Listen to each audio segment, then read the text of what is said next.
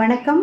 Tamil food கார்னரில் இன்னைக்கு சத்தான வெண்பூசணியை வச்சு சுவையான அவியல் பண்ண போகிறோம். எல்லா வகை குழம்பு சாதத்துக்கும் சைட் டிஷ்ஷாக வச்சு சாப்பிட்றதுக்கு ரொம்ப நல்லா இருக்கும். சாதாரணமாக வேறு காய்கள் சேர்த்து பண்ணுற அவியல் மாதிரியே இந்த வெண்பூசணி அவியலும் டேஸ்ட் ரொம்ப நல்லா இருக்கும். இப்போ எப்படி பண்ணுறதுன்னு பார்க்கலாம். ஒரு பீஸ் வெண்பூசணி எடுத்து வச்சுருக்கேன். இது வெயிட் 300 கிராம் இருக்கும். இந்த வெண்பூசணியில் இந்த விதைகள் இருக்கும். இந்த விதைகளை எடுத்துட்டு விதையை ஒட்டி ஒரு சாஃப்டான வெள்ளை பகுதி இருக்கும். அதையும் எடுத்துட்டு இந்த பக்கம் உள்ள தோலையும் சீவிடணும். அதுக்கப்புறமா அதை சின்ன சின்ன துண்டுகளாக கட் பண்ணிக்கலாம்.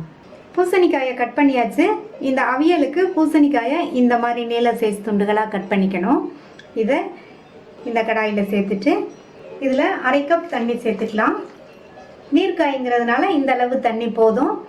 சப்போஸ் பூசணிக்காய் வேகலைன்னா அப்புறமா கொஞ்சம் தண்ணி சேர்த்து வேக வச்சுக்கோங்க.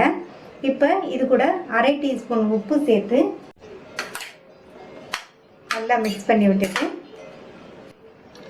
மூடி வச்சிடலாம். இந்த காய் நல்லா சாஃப்டாக வெந்து வரணும்.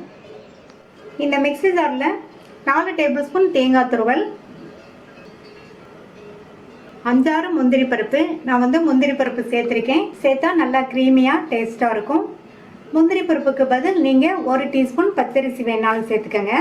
1 டீஸ்பூன் சீரகம், 3 பச்சை மிளகாய் சேர்த்துருக்கேன்.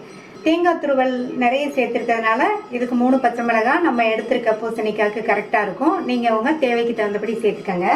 பூசணிக்காய் வேகும் போது நம்ம உப்பு சேர்த்துருக்கோம். இப்போ இந்த விழுதுக்கு 1/4 டீஸ்பூன் உப்பு சேர்த்துருக்கேன். இதில் 1/4 கப் அளவுக்கு தண்ணி சேர்த்து லேஸ் கொரப்பாக அரைச்சிக்கலாம். திறந்து பார்க்கலாம். பூசணிக்காய் நல்லா கரெக்டாக வெந்துருச்சு. நம்ம சேர்த்து 1/2 கப் தண்ணியிலேயே பூசணிக்காய் வெந்துருச்சு. கொஞ்சம் கூட தண்ணி மீதியே இல்லை. இந்த அவியலுக்கு பூசணிக்காய் நல்லா வேகணும். காய் நல்லா வெந்ததுக்கு அப்புறம் தான் நம்ம தேங்காய் விழுதை சேர்க்கணும். இப்போ அரைச்ச தேங்காய் விழுதை இதில் சேர்த்துடலாம். மிக்ஸி ஜாரை கழுவி கொஞ்சமாக தண்ணி சேர்த்துக்கலாம். தண்ணி கொஞ்சமாக சேர்த்தா போதும். நல்லா ஒரு தடவை மிக்ஸ் பண்ணி விட்டுட்டு இது எல்லாம் ஒன்று சேர்ந்து ஒரு 2லேருந்து 3 நிமிஷத்துக்கு மட்டும் இருக்கட்டும். போதும், அவியல் ரெடி ஆயிடும்.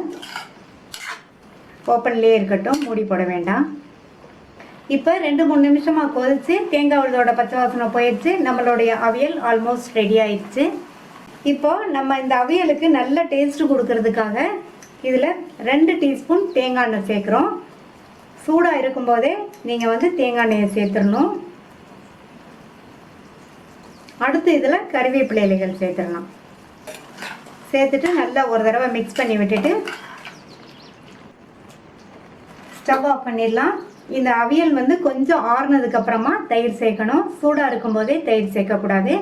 அவியல் கொஞ்சம் ஆறட்டும். இப்போ அவியல் ஓரளவு ஆறிடுச்சு. இதில் 2 டேபிள் ஸ்பூன் கரெக்டான புளிப்புள்ள தயிர் சேர்த்துக்கணும். ரொம்ப புளிப்புள்ள தயிர் சேர்த்துடாதீங்க. தயிர் சேர்த்துட்டு நல்லா கலந்து விட்டுறலாம். தயிர் சேர்க்காமையே இந்த அவியல் சாப்பிட்றதுக்கு ரொம்ப நல்லாயிருக்கும். தயிர் சேர்த்தா இன்னுமே டேஸ்ட்டு சூப்பராக இருக்கும். இந்த தயிரை நீங்கள் விருப்பப்பட்டால் சேர்த்துக்கங்க, இல்லைன்னா ஸ்கிப் பண்ணிடலாம். சுவையான ரொம்ப ஈஸியாக பண்ணக்கூடிய வெண்பூசணி அவியல் ரெடி ஆயிடுச்சு. வெண்பூசணி உடம்புக்கு ரொம்ப நல்லது. பொதுவாக அவியல்னாலே 5-6 காய்கள் சேர்த்து பண்ணுவோம்.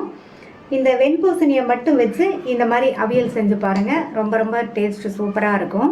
நீங்களும் ஒரு தடவை இந்த வெண்பூசணி அவியலை ட்ரை பண்ணி பார்த்துட்டு உங்கள் கமெண்ட்ஸை சொல்லுங்கள்.